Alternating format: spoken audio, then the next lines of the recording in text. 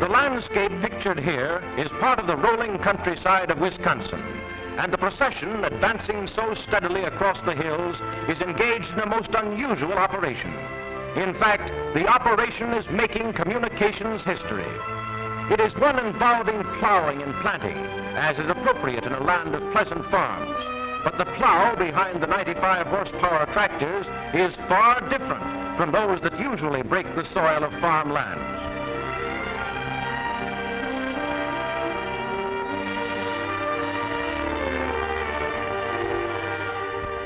This plow makes a slit in the earth deeper than ever before attempted with equipment of this kind, a full 30 inches and often deeper, and the opening immediately becomes the resting place of a telephone cable that unwinds from its sturdy reel as the procession moves ahead.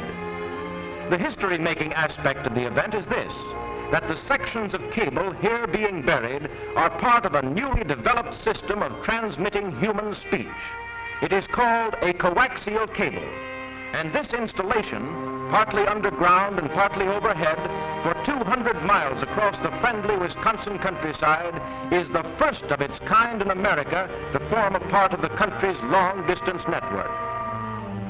The whole episode is an example of scientific research and engineering teaming up in this modern day to meet a communication need. The engineering aspects of the story are explained by the map of long-distance lines serving the Northwest. A network of telephone cables has been growing with every year, so that important long-distance channels might have extra protection from the hazards of wind and sleet. More of these cable circuits to the Northwest was the demand on the engineers. And in this new coaxial cable system, science has provided the needed circuits in a most astonishing manner. It's a very different cable from the usual lead-covered collection of separate wires. There are separate wires, but those for long-distance conversations are to serve intermediate points along the route, and the others are needed for the maintenance of the coaxial system. The distinctive feature of this cable is the use of coaxial conductors, which the splicer is here showing the photographer. Before looking at them more closely, let us note the expert skill required to join two sections of cable together.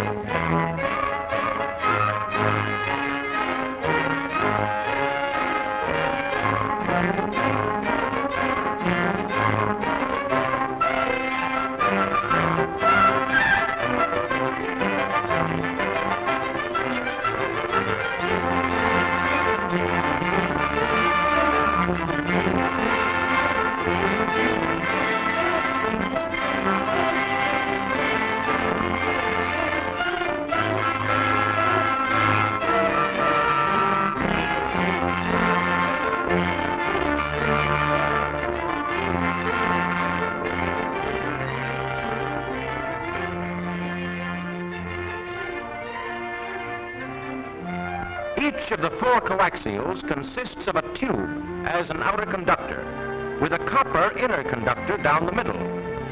The word coaxial simply means that the tube and its inner conductor have the same axis.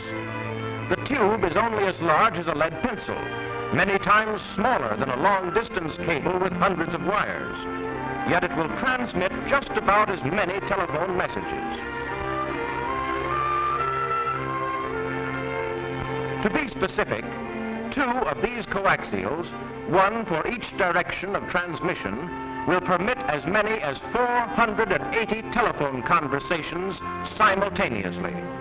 In other words, these conductors will do the work of a full-size toll cable with hundreds of copper wires, and that's certainly saving a lot of copper.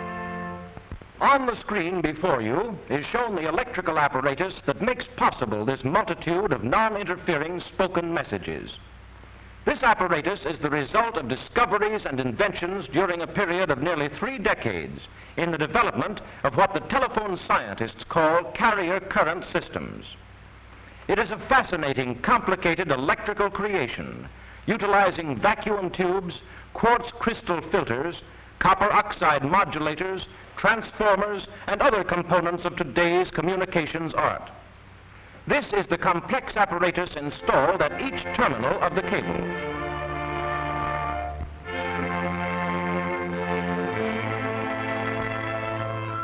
Its operation is too technical to describe here in detail.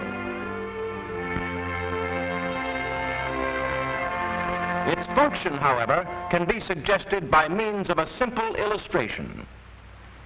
Imagine a system of mail chutes that converge at a common outlet, where individual written messages are delivered to a conveyor that then takes them to a distant point for sorting and distribution. Somewhat comparable to such a system is the coaxial telephone system. It transmits electrical waves representing spoken messages by combining them into a composite wave, which is conducted to a distant terminal for an electrical sorting and distribution. This astonishing application of modern communications science is made possible through the magical art of amplification. On a transcontinental voice journey, for example, the voice current is amplified on the average about every 100 miles, so that our speech reaches far distant telephones clear and distinct.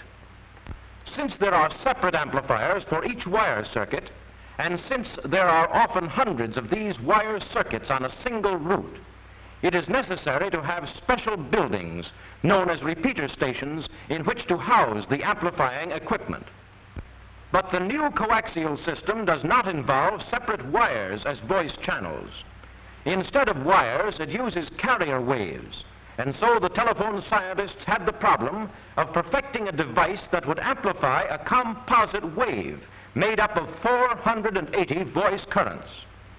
And here's one of the structures containing the answer to the problem. It shelters the most amazing amplifying apparatus ever designed or manufactured. There's a 6-tube amplifier associated with each coaxial conductor. It amplifies the energy some 20,000 times. Moreover, this amplification is needed every 5 miles. And yet, the composite voice wave transmitted by the conductor is accurately preserved in every characteristic. And the 480 individual waves, which traveled as one, will properly reach telephone receivers to be again converted into speech. In fact, it is the perfection of the amplifier that makes the coaxial system such an outstanding communications achievement. The performance of the amplifier seems all the more amazing when we examine the amplifying tube in detail and note the delicate elements that must be assembled with such scientific precision in order to work their magic.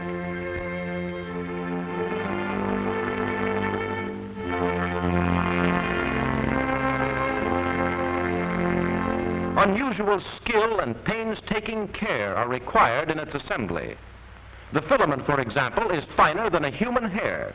Even a microscope must be used to be sure that there will be no flaw in this masterpiece of electronics. Thus, to the arts of research and engineering must be added that of the precision manufacturer as we explore the details of the coaxial cable system. And there is still another art, that of making the cable itself. Many unique mechanical processes are involved. First comes the stamping of the insulating discs that will separate the inner and outer conductors of the cable. Over 65 millions of these discs are required for the 200 miles of cable that this motion picture describes. And here are the ingenious machines that form the coaxial conductor itself.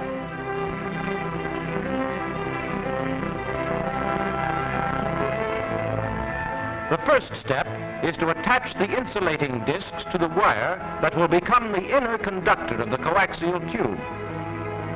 Perfect mechanical timing results in perfect spacing, as these pictures show, and prepares the wire for the operation that makes it part of a coaxial conductor, an operation that transforms a copper tape into a tube to surround the inner wire.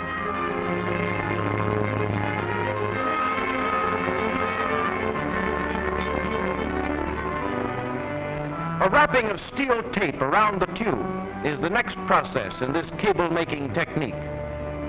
And then comes one of the many electrical tests that ensure a proper functioning of the cable when in operation. An important part in the manufacturing routine is played by the machine that twists 4 coaxial tubes into one unit, while at the same time adding some of the additional wires that have already been mentioned. When this combination of tubes and wires has been given a wrapping of paper, more wires are added for other uses, and then another paper wrapping is applied. More tests must be made before the cable is ready for its sheathing of lead.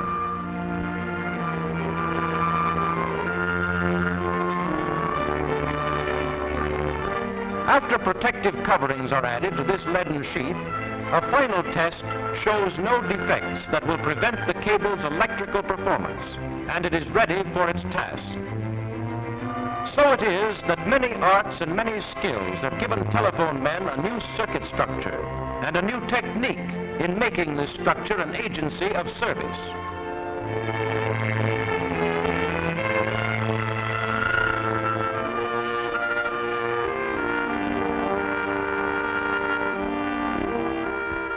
The peaceful herds will graze again where the cable caravan crossed the landscape. Over the plow's deep path, the winter snow will drift, or ripening grain will bend to the fragrant wind that cools this northwest land of lakes and farms. But underneath, 30 inches down in the rich, sustaining soil, will be channels for the speeding words of men. Truly the good earth, when the words are of friendship and of peace.